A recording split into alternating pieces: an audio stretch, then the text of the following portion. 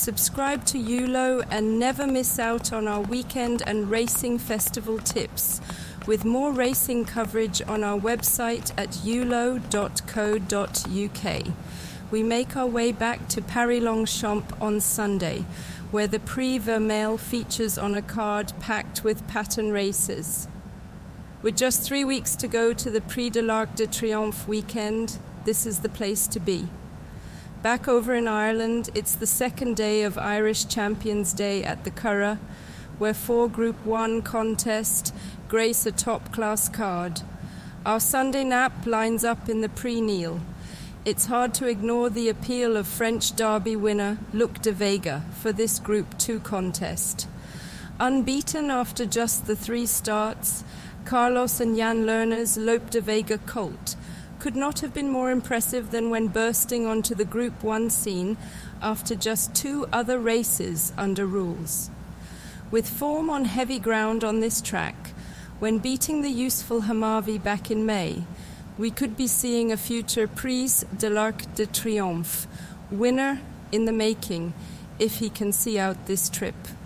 Danger comes in the form of Ambiente Friendly, second only to City of Troy in the Derby at Epsom, but Luc de Vega can win this to make it 4 from 4. Our next best is Kyprios, where a real cracker is in store for the Irish St. Leger. The brilliant Kyprios is unbeaten in 4 starts this term, winning both Group 1 assignments, the Gold Cup at Ascot's Royal Meeting and the Goodwood Cup last time out. This is a sharper trip, though, and that brings Marco Botti's Giavellotto into the equation.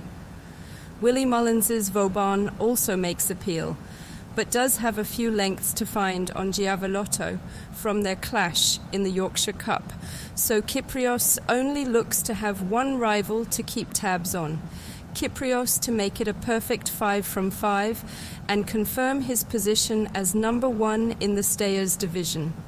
Earlier on, the opener on Paris Longchamp's Sunday card can go to Carlos and Jan Lerner's Extra. Her fine second to the unbeaten Lazat in the Group 1 Prix Maurice de Geest last month is the standout piece of form going into this Group 3. Archie Watson has his sprinters in fine fettle, so Chartash has to be considered, along with fellow British raider 10 Bob Tony. Extra to prove too good eased into this grade with Chartash the danger. Over in Ireland, Bedtime Story can take the Moyglare stud stakes. The only surprising fact about Aidan O'Brien's Frankel filly is that she could be taken at evens in the anti-post markets this week. Unbeaten in 4 starts, having gotten upsides of stablemate. Exactly, in his last 2 runs, the manner of his win in the Chesham Stakes at Royal Ascot is still fresh in the memory. He has progressed seamlessly from that listed contest to score at Group 3 and Group 2 level, and now goes for Group 1 honours in just his 5th start. Red Letter is another Frankel filly that looks one out of the top draw too, so Ger Lyons and Colin Keane will team up to take on the Jolly, but Bedtime Story is in the could-be-anything category, so gets the nudge. Next up, Bradsell can land the Flying 5. Archie Watson's colt has returned an even better model this season and now looks to make it 3 from 3. This Tasleet colt warmed up for a late summer campaign with a win in a listed race at Deauville before taking the Nunthorpe at York and now goes for a second Group 1. Believing was just a 3/4 length behind Bradsell in the Nunthorpe, so these 2 Lockhorns again, and as Believing has already won here this term, it's easy enough to make a case for him, especially from an advantageous draw in stall 1.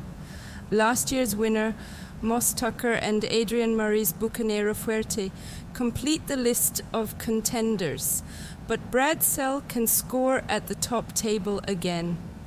Elsewhere, Irisine, Opera Singer and Aesop's Fables appeal at Paris Longchamp, while at the Curragh, look out for Purple Lily and Henri Matisse.